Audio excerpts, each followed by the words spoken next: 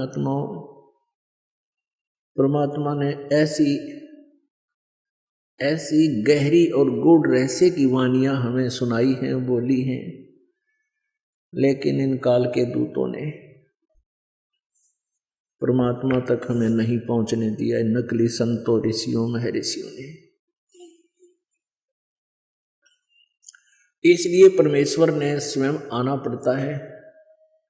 स्वयं आए थे 600 वर्ष पहले, सन 1398 में, ज्येष्ठ सन 1455, विक्रमी संवत 1455 ज्येष्ठ सुदी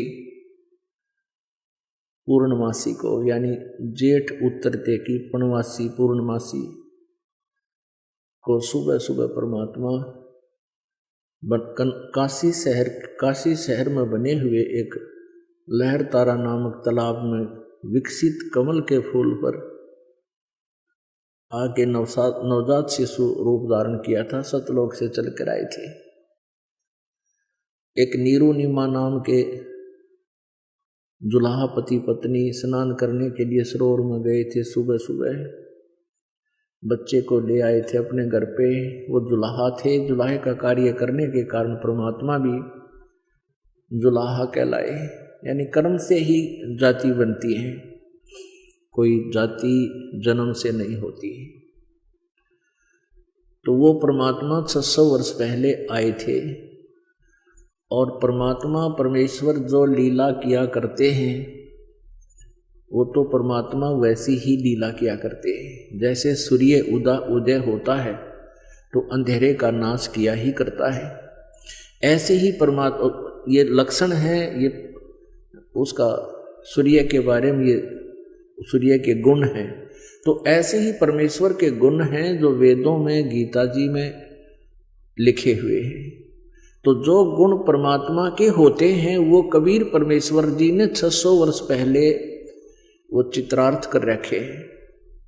और आज हम अपने भगवान को पहचान लेंगे, क्योंकि हम वेदों को श्रेष्ठ मानते हैं। वास्तव में वेद श्रेष्ठ हैं ही, सत्य है। और वेदों में जो लिखा है वो हमें मानना अवश्य चाहिए। पुराणों में जो लिखा है, पुराणों को भी हम, विशेषकर हिंदू समाज के, तो पुराणों को हम शिरोधार्य ही मानते हैं। तो जो पुराणों में आज वर्णन है वो हमें आज भी मानना चाहिए। पहले हम नहीं समझ सके, हमारे को गलत गाइड कर दिया नकली संतों, ऋषियों ने, गुरुओं ने, ब्राह्मणों ने, तो हम अभी तक भ्रमित थे। अब हमें दिशा मिल गई, रोशनी, अंधेरे में हम भटक रहे थे, रोशनी हुई, सूर्य उदय हुआ इस तत्व ज्ञान का। इसकी रोशनी में अब हम सुमार्ग पर चलेंगे और चलना चाहिए। ये हमारा एक बुद्धिमान व्यक्ति का कर्तव्य होता है। तो परमात्मा ने 600 वर्ष पहले जब आए थे वो लीला की थी, जिसका समर्थन आज वेद कर रहे हैं, जिसका समर्थन गीता जी कर रही है, जिसका समर्थन जो ज्ञान परमात्मा ने दिया था उसका समर्थन आज पुराण कर रही है, कुरान कर रही है, बाइबल कर रहा है। तो पुण्यात्माओं, आज हम अपने भगवान को पहचान लेंगे। पहले हमारे को किसी ने कुछ भगवान बता दिया, एक मिट्टी का रख दिया कोई खिलौना सा, ये तेरा भगवान, हमने वो ही मान लिया, क्योंकि हमें परमात्मा की चाह थी, आज भी है। अब जैसे मूर्ति रख दी भगवान की, श्री कृष्ण जी की, विष्णु जी की, तो हमने स्वीकार कर लिया। विष्णु जी के गुणगान उन्होंने सुनाए, हमें मान लिया। कहाँ से सुनाए उन्होंने विष्णु जी और ब्रह्मा शिव जी के गुणगान, गुण कहाँ से सुनाए? विष्णु पुराण से विष्णु जी के, शिव पुराण से शिव जी के। तो किसी ने बताया कि भगवान की मूर्ति है, इसी की पूजा से तेरा मोक्ष हो जाएगा, हमने वो भी शुरू कर दिया। ये भूल थी, ये गलत था। मूर्ति बुरी नहीं, मूर्ति की पूजा गलत है। मूर्ति का होना अनिवार्य है।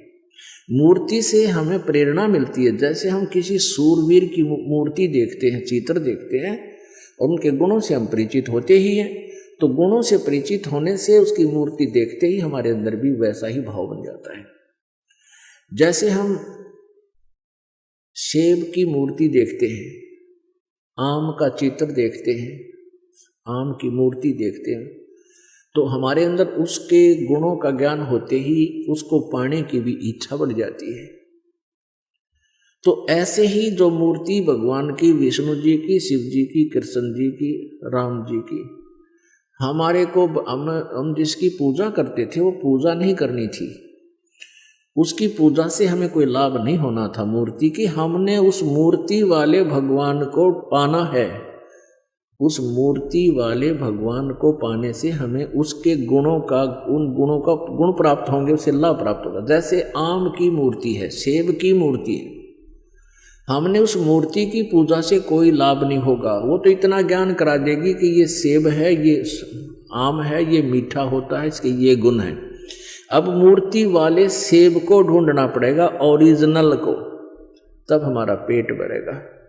तो कबीर परमात्मा जी मूर्ति के विरोधी नहीं थे, मूर्ति पूजा के विरोधी थे। इन ढीठ लोगों ने हमें इतना रूढ़िवादी बना दिया कि हम केवल मूर्ति की ही उसी का घंटी वंटी बजा कर उसके तिलक तिलक ला के श्रृंगार करने में लगे रहते।